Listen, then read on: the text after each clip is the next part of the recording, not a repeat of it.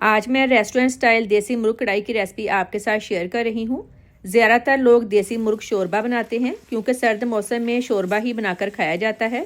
लेकिन यकीन करें, जब मैं ये कढ़ाई बनाती हूँ ये इतनी टेस्टी बनती है कि घर वाले इतनी तारीफ़ करते हैं, दिल खुश हो जाता है। हाफ कप ऑयल लिया है। ऑयल जब गर्म हो जाए चिकन डाल दें। चिकन को हाई फ्लेम पर 5 मिनट फ्राई कर लें। मैंने 1 किलो का देसी मुर्गा लिया था। उसकी वेस्टेज के बाद ये गोश्त तकरीबन 750 ग्राम होगा। कोशिश करें जब भी देसी मुर्गा ख़रीदें उसका वज़न 1 केजी के नज़दीक हो। इससे गोश्त टेस्टी भी बनता है और जल्दी गल भी जाता है।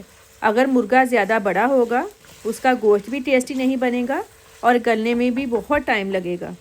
फ्राई कर लिया है। अब इसमें 1 टेबलस्पून लहसुन अदरक पेस्ट डालकर मज़ीद 1 मिनट भुनाई कर लें। और कोशिश करें जब भी आप गोश्त पकाने लगें आपने पहले नमक और सिरका लगाकर उसको 15 मिनट के लिए छोड़ देना है, फिर उसको अच्छी तरह से वॉश करना है। कमेंट करके लाजमी बताएं आप किस कंट्री से मेरी वीडियो देख रहे हैं। भुनाई कर ली है। किसी भी ब्रांड का कढ़ाई गोश्त मसाला ले लें। ये 1 किलो गोश्त का मसाला है, मैं हाफ़ ऐड करूँगी। अगर आप घर के मसाले डालना चाहते हैं तो घर के स्पाइसेस भी डाल सकते हैं। 4 बड़े साइज़ के टमाटर काट कर डालेंगे। 2 कप गर्म पानी डालेंगे। गर्म पानी डालने से एक तो टेम्परेचर मेंटेन रहता है, दूसरा चिकन जल्दी गल जाएगा। मुर्गा छोटा था, 2 कप पानी से ये आसानी से गल जाएगा। अगर मुर्गा बड़ा होता तो पानी भी ज़्यादा डालना पड़ना था और टाइम भी ज़्यादा लगना था। अब इसको मीडियम फ्लेम पर कवर कर दें, दरमियान में चेक करते रहें।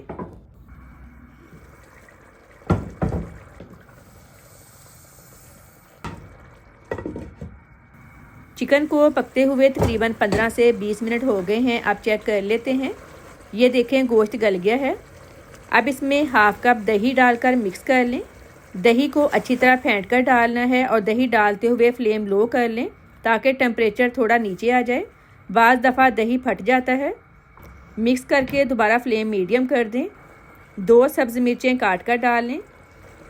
आखिर में मिर्चें डालने से टेस्ट अच्छा आता है।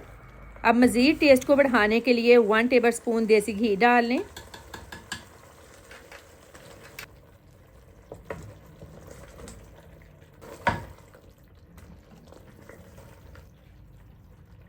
आखिर में फ्रेश धनिया डाल दें। बहुत ही टेस्टी देसी मुर्ग कढ़ाई रेडी है। वीडियो को लाइक और शेयर करें। अल्लाह हाफिज़।